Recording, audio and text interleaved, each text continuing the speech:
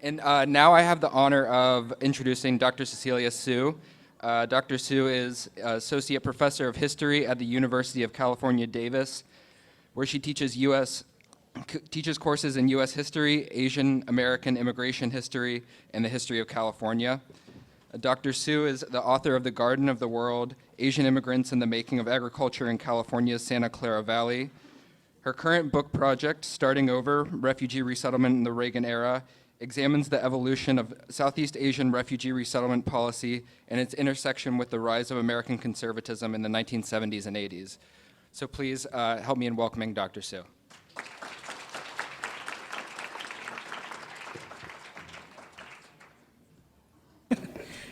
Okay, thank you for being here. It's really an honor and privilege for me to be at this conference to speak to all of you who are involved in providing services and support for refugees in so many different capacities and communities.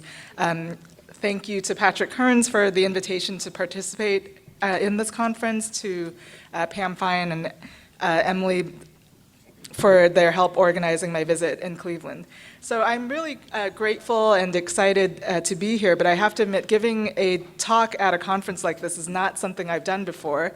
So I'm a historian, and I teach classes, and I've given academic talks and public lectures on my research. I've given workshops for K through 12 teachers, but my colleagues and I generally do not have the opportunity to speak to social service providers at a conference like this, though I certainly hope to be more involved in collaborations between academics and practitioners.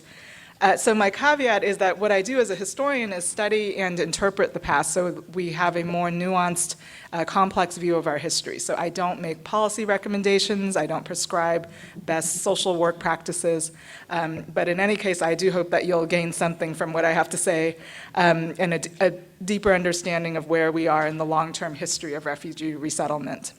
What I will do today is provide a historical overview of U.S. refugee policy in the 20th century, so mostly as it developed after World War II.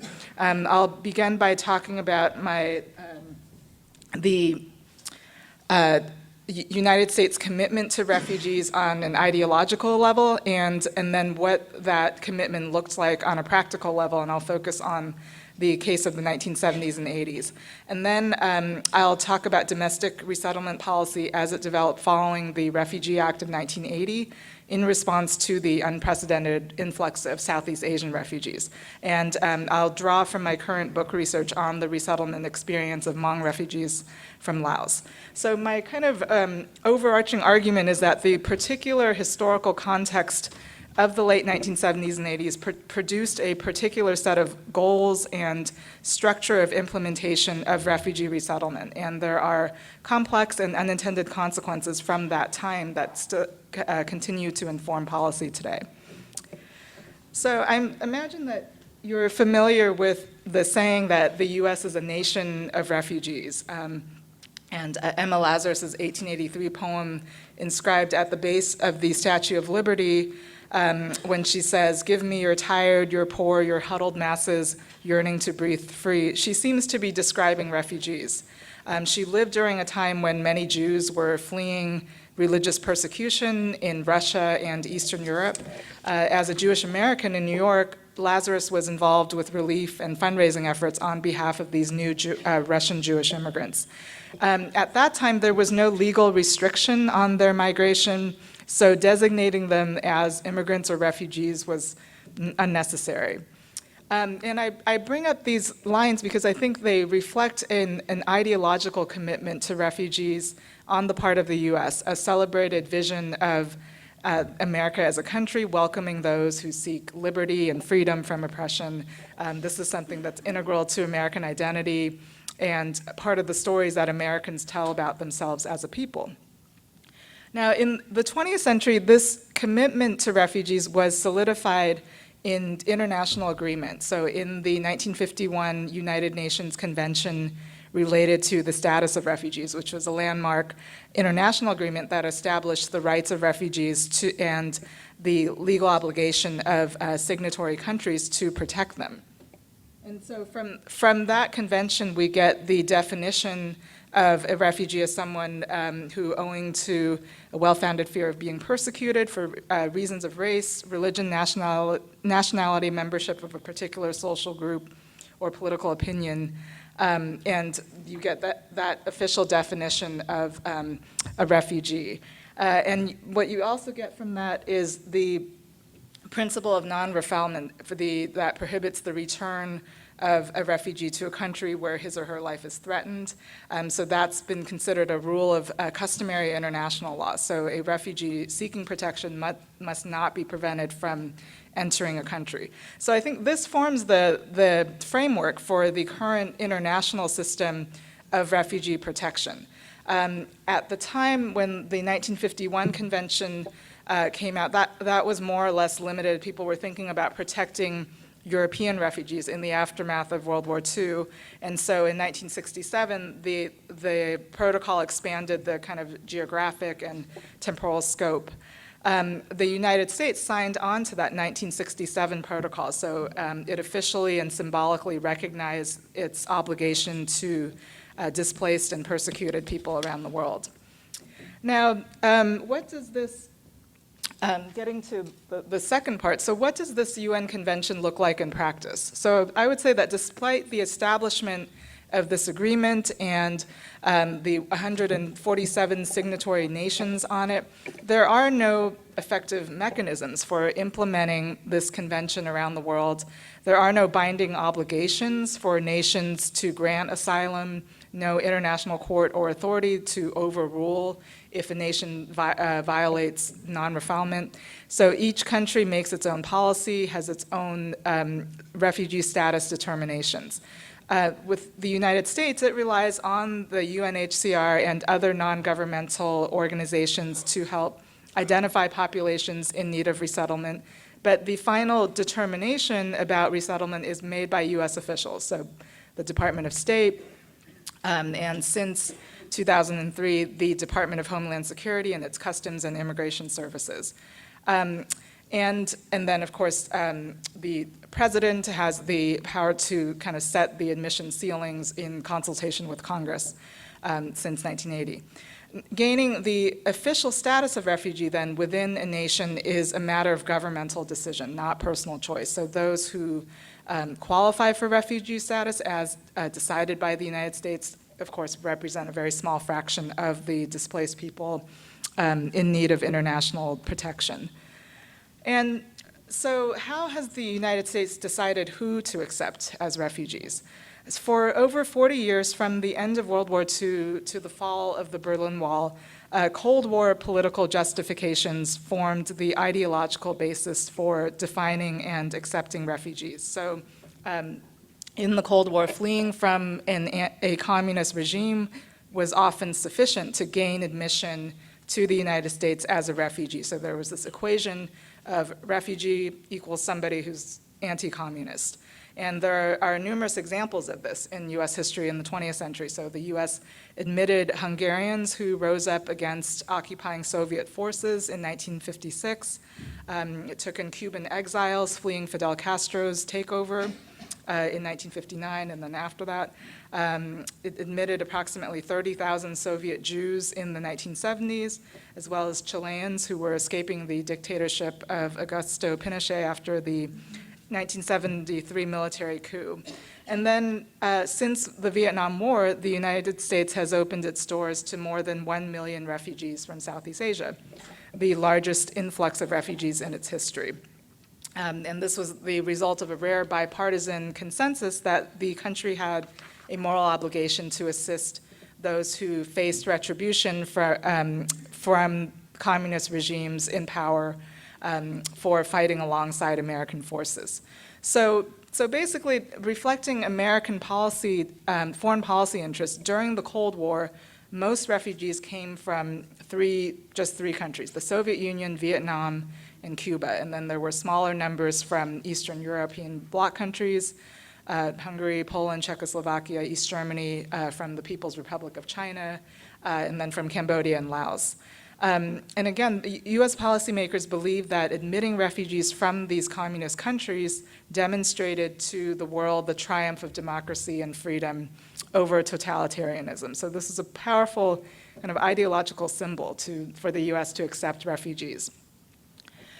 So now I want to talk more specifically about the contrasting experiences of Southeast Asian and Central American refugees to illustrate how this policy played out during the Cold War. So in April of 1975, the South Vietnamese government collapsed and Vietnam became one country under communist control. So the US government felt responsibility and guilt towards South Vietnamese who had loyally supported the US during the war, and so you've got the first wave of refugees airlifted out of Saigon, about 130,000 Vietnamese government officials and their families, relatives of US citizens, orphans, and others who had worked for the US. And of course, that number that in the first wave did not cover everyone who needed to be evacuated, and so you have tens of thousands fleeing from Vietnam, also Laos and Cambodia, from 1975 to 77, and then in the late 1970s, a second wave of refugees, including those who fled by boat, were admitted into the US. And this is, the Hmong, who are the subject of my research, were part of this second wave. So the Hmong were an isolated minority mountain tribe in the highlands of Laos with a hunting and gathering tradition. They had engaged in subsistence farming in Laos. And in 1961, President John F. Kennedy dispatched CIA advisors to Laos who recruited, trained, and armed a clandestine guerrilla army of Hmong soldiers led by General Vang Pao to fight the Laotian communists on behalf of the US. And so if you might know that Laos was supposed to be neutral under the 1954 Geneva Accords. So the CIA advisors were technically not foreign troops, and that's how the U.S. kind of justified that. And so Vang Pao had extensive military experience fighting for the French and in the Royal Lao Army, and this Hmong clandestine army eventually numbered more than 40,000 men. And so they were soldiers who fought the ground war against communist forces in Laos and Vietnam. They flew combat missions, they directed airstrikes, they rescued American pilots, gathered intelligence, and intercepted supplies on the Ho Chi Minh Trail. So if you note the location of Laos, it's in this strategic location in Indochina, and part of the Ho Chi Minh Trail, the main supply line for the Viet Cong, went through Laos. And at its peak, this was the biggest CIA operation in the world. It was executed without the consent and knowledge of Congress. The total number of Hmong casualties in the secret war is unknown. Estimates range that at least a tenth to maybe half of the Hmong population in Laos, including soldiers and civilians, were killed in the secret war. And then in 1975, around the same time as the fall of Saigon, the communist Pathet Lao took control of Laos and sought to punish the Hmong for collaborating with the Americans. And so the Pathet Lao subsequently imprisoned tens of thousands of Hmong, subjected them to years of hard labor, torture, and starvation.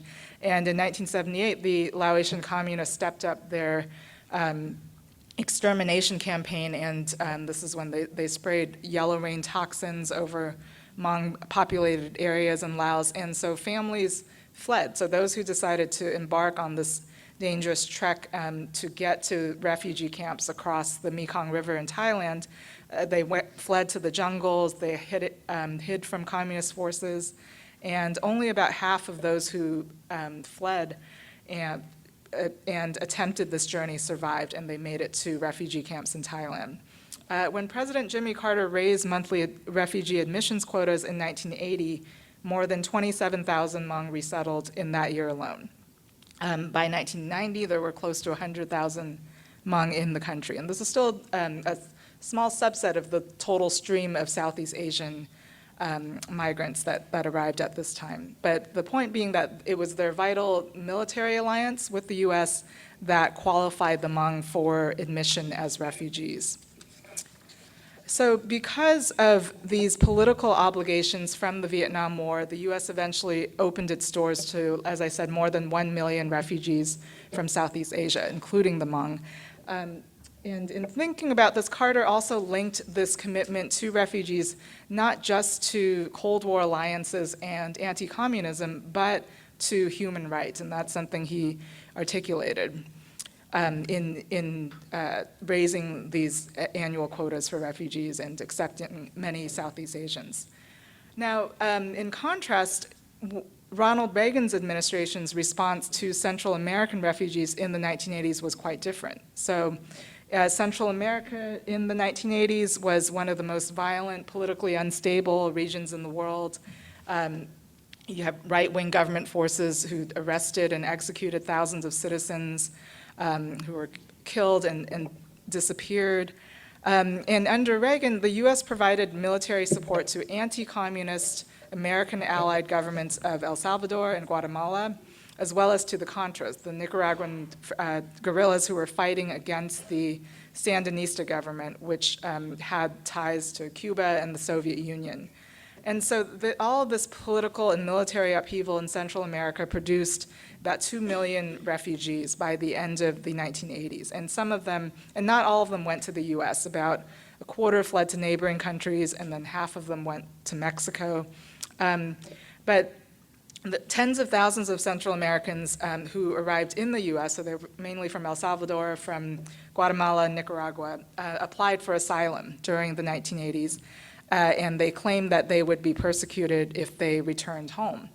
And so the Reagan administration, though, did not accept many Central American refugees, so they declared that they were not victims of political persecution, but that they were economic migrants, that they were fleeing poverty and thus not qualified to receive asylum, not qualified for refugee status. And instead, what Reagan argued is that American military and economic aid to the Salvadoran government and to the Contras had to be increased. And in order to halt the spread of communism in Central America, and precisely to kind of stem the number of refugees coming in, who he called feet people streaming into our country, millions of refugees on our doorstep. And so according to his logic, the best way to stop the flood of newcomers was to defeat communism in Central America. But nevertheless, there was another logic, of course, to not accepting Central American as refugees. And this is a quote by a refugee from El Salvador who pointed this out, that the fact that many Central American asylum seekers in the 1980s were fleeing repression and violence in countries who were allied with the United States was a political problem. And so if the US accepted them, it would be equivalent to admitting that the US played a direct role in producing the conditions that forced them to flee. And nevertheless, many Salvadorans and Guatemalans who came to the US and did not receive asylum still chose to stay. So they lived their lives as anonymously as possible. They became part of the undocumented population. And so we see the immense impact of obtaining refugee status for groups who are granted asylum, or in the case of Southeast Asians who receive refugee status, they have legal standing, they have a right to work, they're eligible for welfare benefits, for resettlement assistance, whereas those who are denied that status have none of those rights or benefits, and they're classified as illegal aliens. So when we look at US history in the Cold War, political considerations were clearly involved in deciding who to accept and designate as a refugee. So that led to judgments in favor of some groups over others, depending on US foreign policy.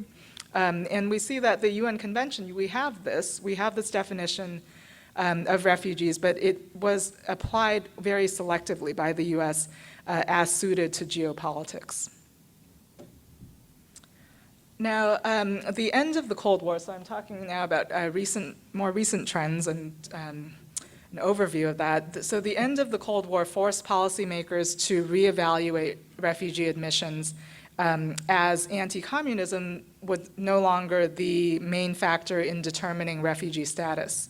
This changed the old calculus that equated admissible refugees with individuals fleeing communist regimes, and it led to a less ideological U.S. policy, refugee policy, than during the Cold War. It was still driven by geopolitical interests, but there was more room for broader humanitarian considerations of populations who were potentially eligible for refugee status. So victims of civil unrest, victims of genocide, trafficking, natural disasters, religious persecution, those could be considered eligible for refugee status. And this led to an inclusion of countries who were not necessarily adversarial to the US. So refugees from Burma, Bhutan, Somalia, Cuba, and then in the late 1990s from Bosnia, from Iran and Iraq. And so people had been fleeing from these conditions throughout the 20th century, but during the Cold War years, they were not likely to gain a refugee visa from the United States, and that changed after the Cold War was over. And so scholars have pointed out that since the end of the Cold War, refugees represent more diverse demographics and are not only from countries tied to US foreign policy, but also because of that, there is less of a political or ideological imperative and less support and advocacy for those groups within the country. And I think over those years, there's been a sense of compassion fatigue, with many Americans feeling kind of helpless and overwhelmed, thinking about all these different groups of refugees from different parts of the world and thinking we can't help the whole world, we have limited resources. And I think that's led to and then coupled also with the war on terrorism and national security concerns, that has led to general kind of backing away from Americans wanting to claim responsibility for the plight of displaced peoples. Now, so far I've been talking about refugee resettlement in terms of admissions. So how many refugees are admitted from what countries, how US officials kind of reach final determinations on who to admit. And I want to spend the rest of my time focusing on domestic resettlement policy. So what happens after refugees enter the US. And when it comes to this topic, I think there's a gap in the scholarship where scholars on refugees and refugee history. So scholars have highlighted the Cold War foreign policy and its failures, along with international geopolitical negotiations, but few of them have focused on refugee resettlement as embodied in domestic policy and on-the-ground practice. So in contrast to refugee admission policy, refugee resettlement is primarily a domestic policy issue, and it deals with questions of what type of assistance a nation should make available for refugees, how long that support should last, and what happens when refugees do not achieve socioeconomic progress and mobility. And that's what my current research is about, the particular moment after the Vietnam War when American officials faced this huge influx of refugees and had to come up with a standardized policy to deal with them. And I think those discussions from 30 to 40 years ago still form the basis of domestic refugee resettlement policy today and continue to affect our approach to refugees today. Going back to the refugee crisis after Vietnam, so with hundreds of thousands of new refugees in the country, Congress saw the need for a more standardized system, and that's what led to the passage of the Refugee Act of 1980.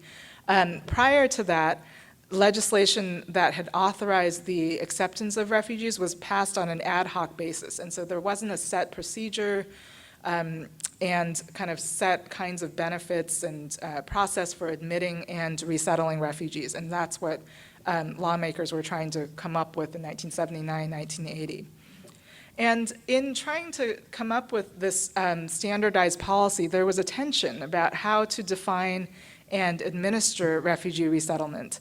So on one hand, you have American citizens and policymakers who felt responsibility towards Southeast Asians and who were now facing retribution, and they saw these refugees as victims of communism and of human rights abuses. And that was a bipartisan consensus that, Americans had this responsibility to help this population. And on the other hand, you have the economy in kind of barely recovering from the recession of the 1970s, and the public wanting to forget the Vietnam debacle and just wash its hands of Southeast Asia. And then moreover, in the 1980s, there was an escalating tide of public opinion against handouts or for the poor. And news reports and magazines, articles depicted refugees as uneducated, jobless, non-English speakers who were a drain on the economy, and an invasion of unskilled labor. So there was public backlash against Southeast Asian refugees that led some politicians to argue for limits to taking in refugees, again spanning party lines, just as support for admitting refugees had bipartisan support. Those in California were among the most concerned. Democratic Governor Jerry Brown complained that the federal government wanted to dump Vietnamese on California, and even attempted to prevent planes carrying refugees from landing at Travis Air Force Base near Sacramento.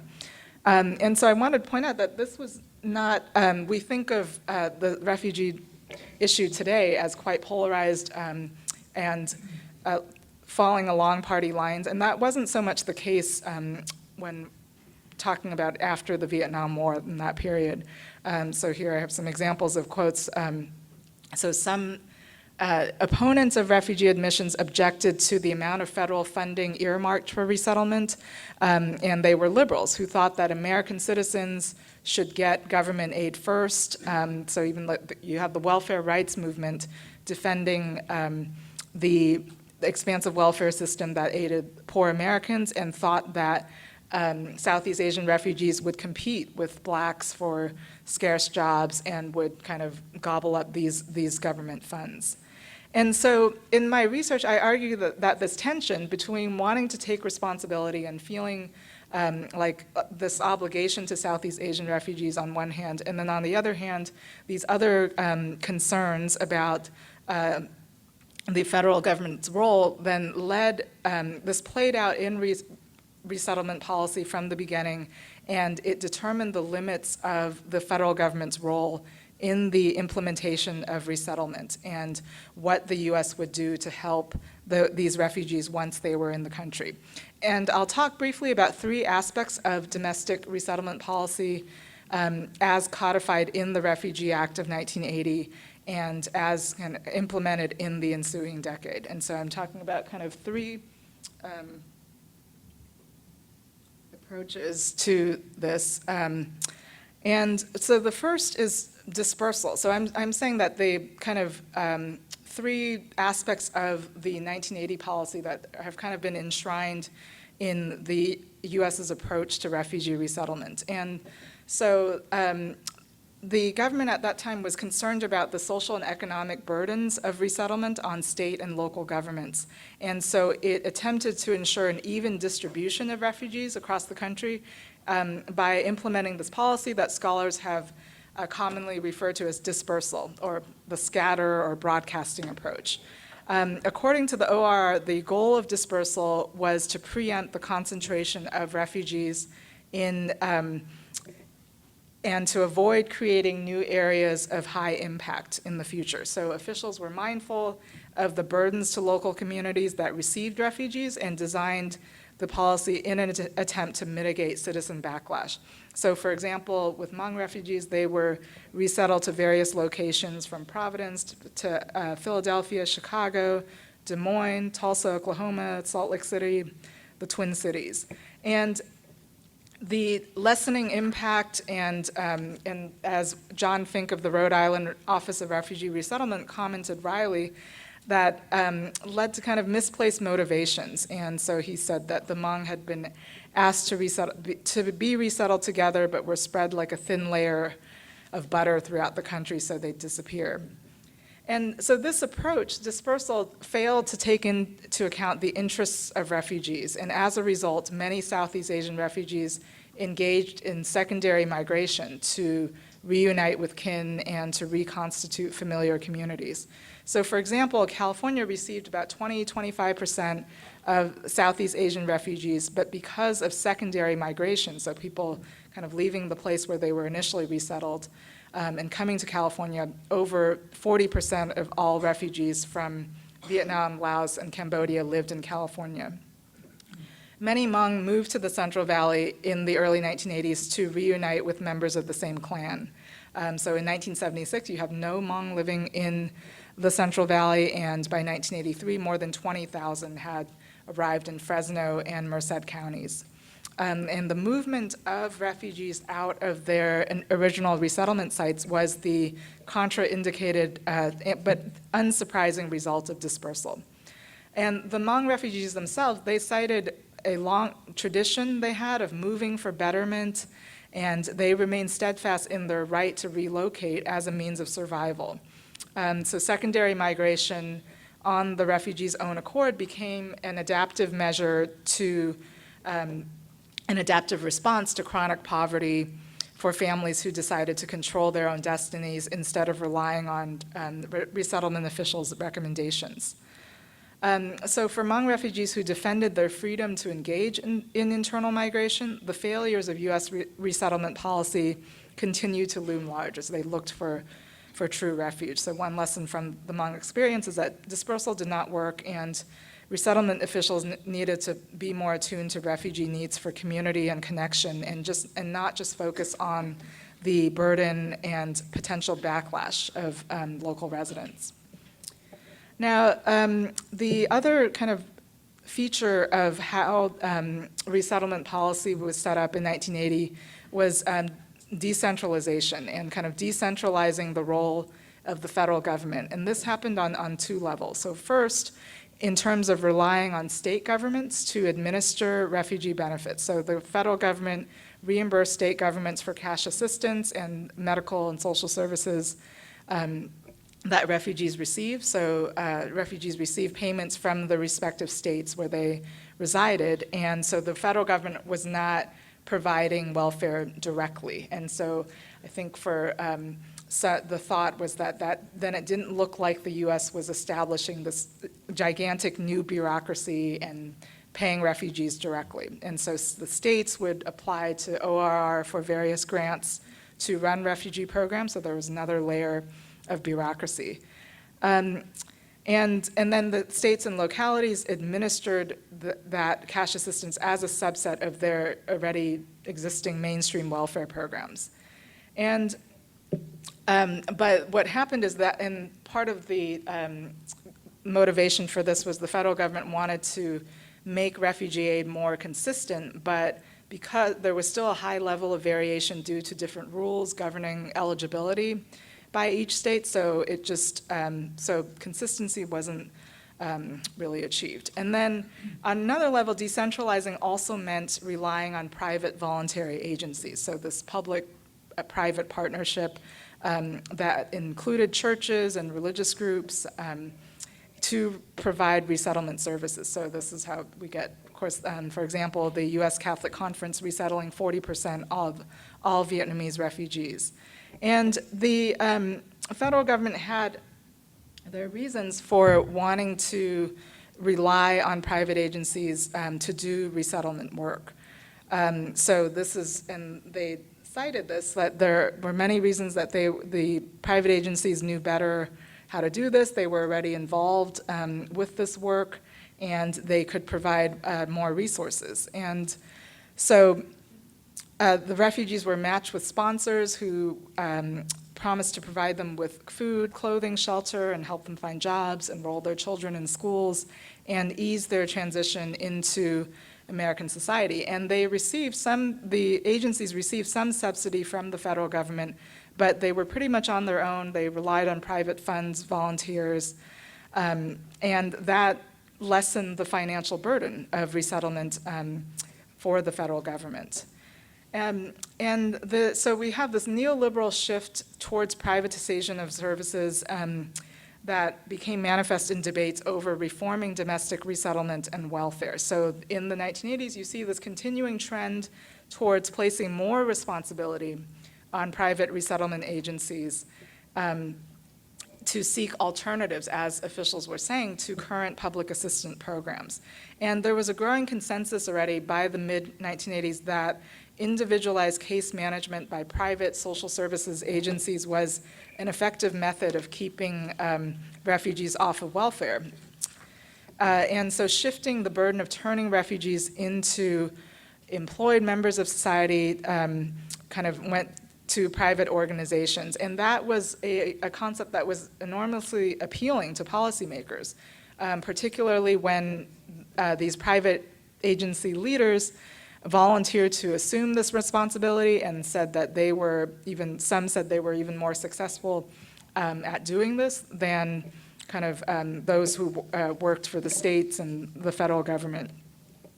And so, of course, while we acknowledge that there was a lot of terrific work that many of these agencies do and that many of you continue to do through private agencies, but there were problems with this, like in the 80s and even now, so that that relying on private agencies to run what was basically still a government program led to an unevenness in services and funding inconsistencies, and then this overall kind of acceptance of government de-investment in resettlement.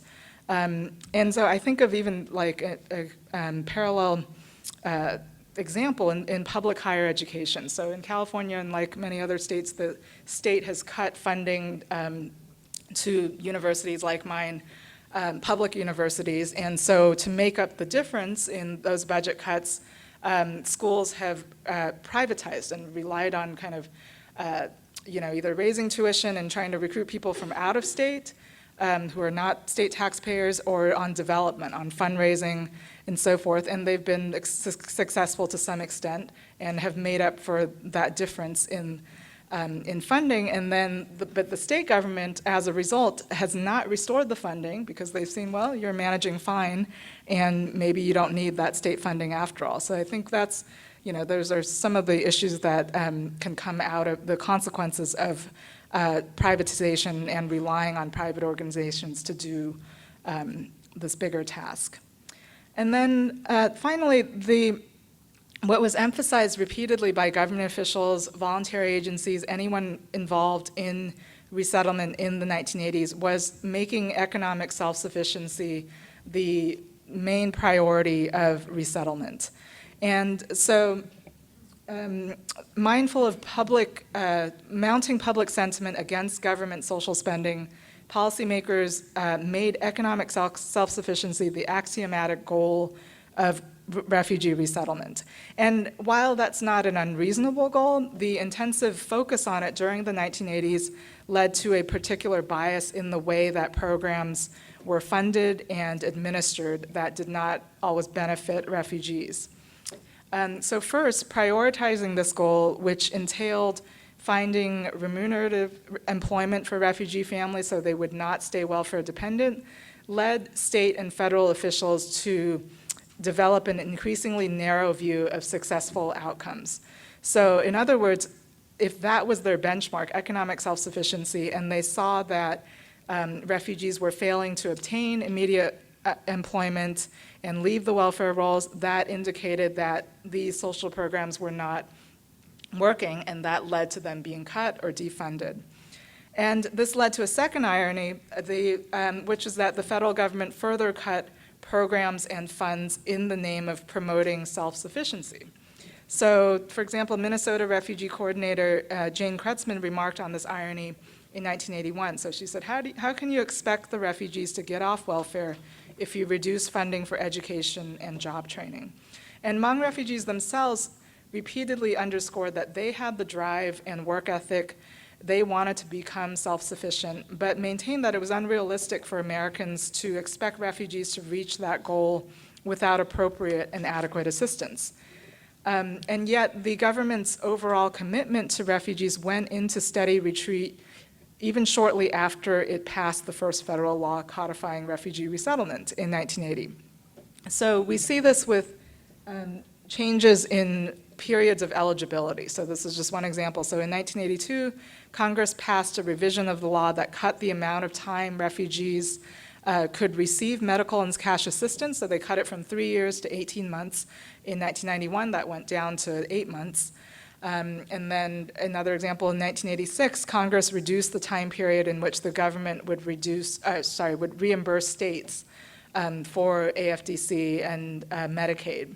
And that kind of federal government reimbursement of the states continued to be whittled down during the 1980s and 90s. And third, I would argue that the heavy emphasis on self-sufficiency also produced the view that a refugee was either gainfully employed in a waged occupation or they were passively sitting at home waiting for welfare checks. And this perspective ignored the heterogeneous forms of work refugees did in order to piece together disparate sources of income for survival. So when the Hmong refugees I look at in the 1980s, they had economic practices that were calculated and deliberate. So households pooled together myriad wage and non-wage economic resources. So they had paychecks from entry-level factory jobs, they had food stamps, Social Security and AFDC. They did piecework, so usually some kind of electronic assembly or sewing that they could do at home. They engaged in seasonal farm labor. And Mi Mua, the first Hmong American woman elected to state legislature in Minnesota, recalled how she and her family harvested earthworms in Wisconsin as a way to earn extra cash.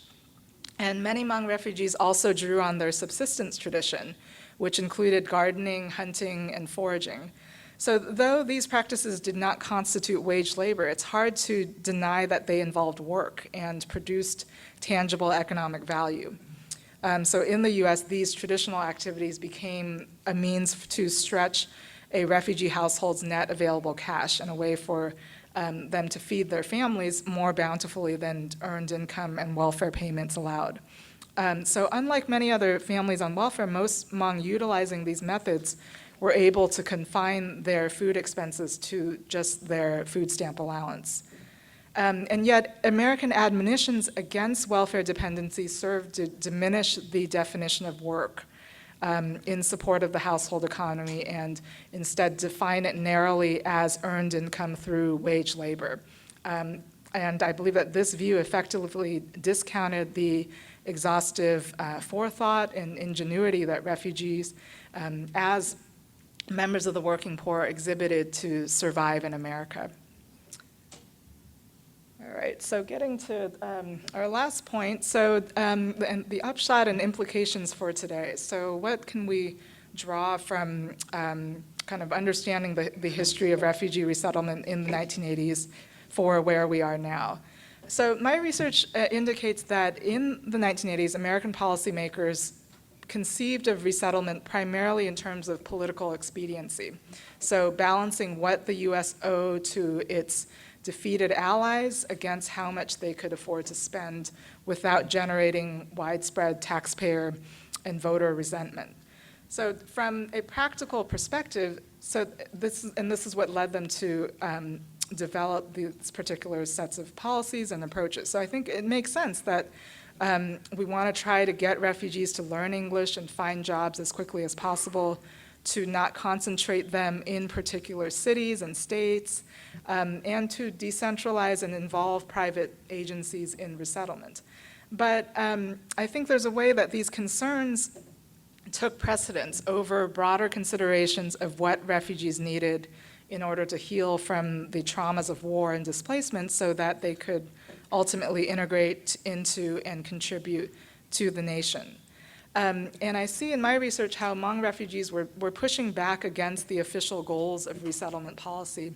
And they were articulating the need for a more holistic vision of self-sufficiency, one that encompassed family and community cohesion, caring for the mental, physical, and emotional health of individuals, and valuing the inherent dignity of people as human beings, not just as vessels of earning potential.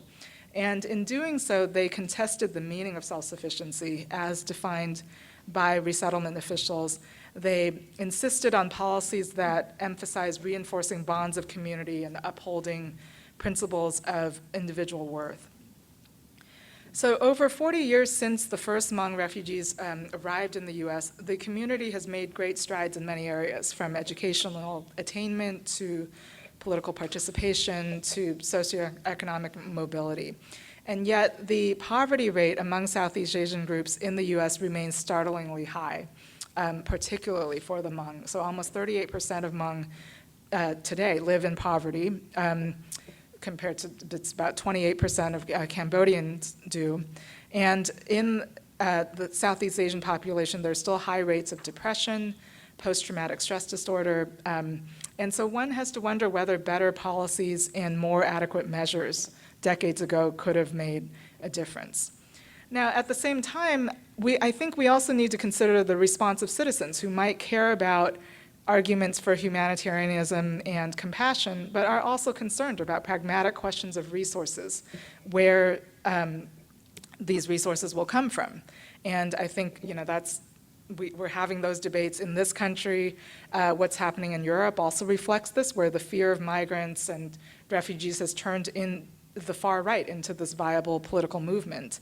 And it's integrally linked to the question of refugee resettlement, and whether the state should extend generous social welfare benefits to refugees. And so this is where I think that we need to get away from this dichotomy of, there's on one side people who are charitable and compassionate, and then on the other side those who are xenophobic and hateful. I think that's too simplistic, and refugee resettlement policy shows a more gray area, that there can be legitimate concerns about equity and the role of the state and what its role should be in alleviating poverty and helping refugees. Because even those who empathize with the plight of refugees and have good intentions might still have doubts about the system, and that doesn't automatically make them, like bad people who are not supportive of refugees.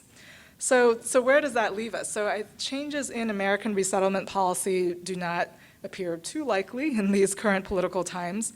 But I think this historical case shows that these are definitely important issues that we need to consider. And when we think about what values do we want our society and our nation to embody and uphold, and I think, whether we think that should include the ability of people to lead a dignified human existence.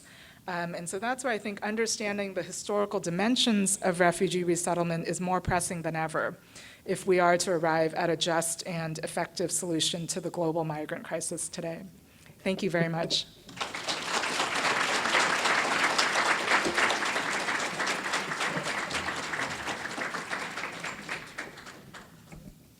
And I'm happy to take some questions, if there are any. Yes. Thank you. I have a question. I know the Pew Research surveys that were done from the 70s on regarding the reactions of citizens to refugees. It was pretty bad, right? I think 70% of Americans did not approve of refugees coming to the U.S. So how do you explain the change? Because obviously the citizens still probably don't like it, but not anymore than in the 70s. So, but there's been a great change in the number of refugees we accept, right?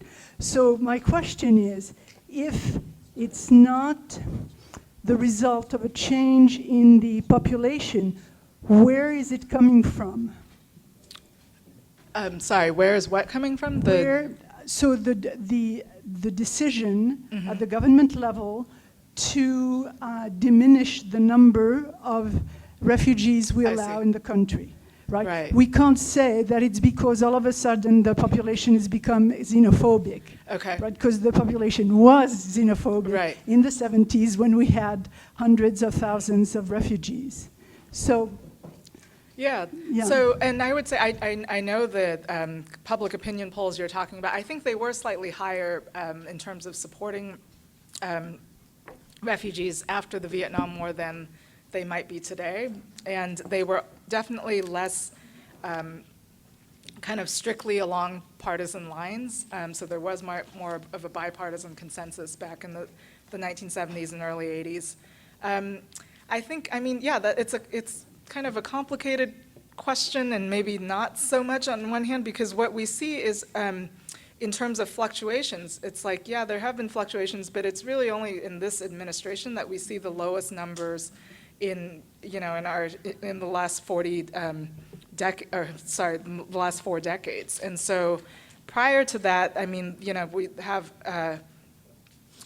admission ceilings that were, you know, comparable. They weren't as low as the kind of historic lows that we've seen in the past few years. I think definitely, I mean, you have like after 9/11 and you know, with national security concerns, that was an argument for not accepting as many refugees. But it's something that's fluctuated, and I think it is based on politics and on what the U.S. sees its geopolitical and national concerns are, and that changes over time.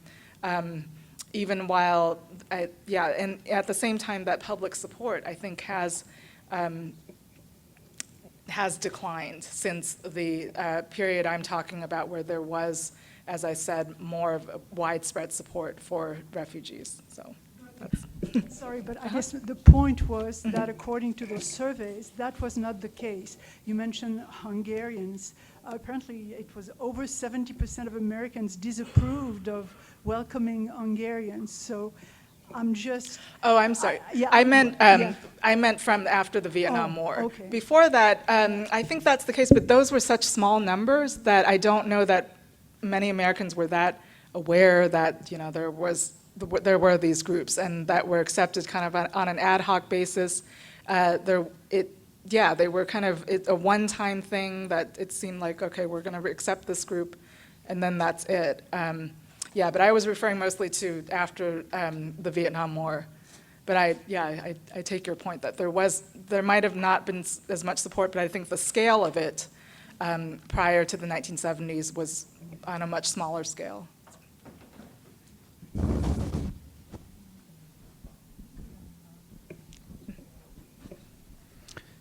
Please give it up for Dr. Tsu again.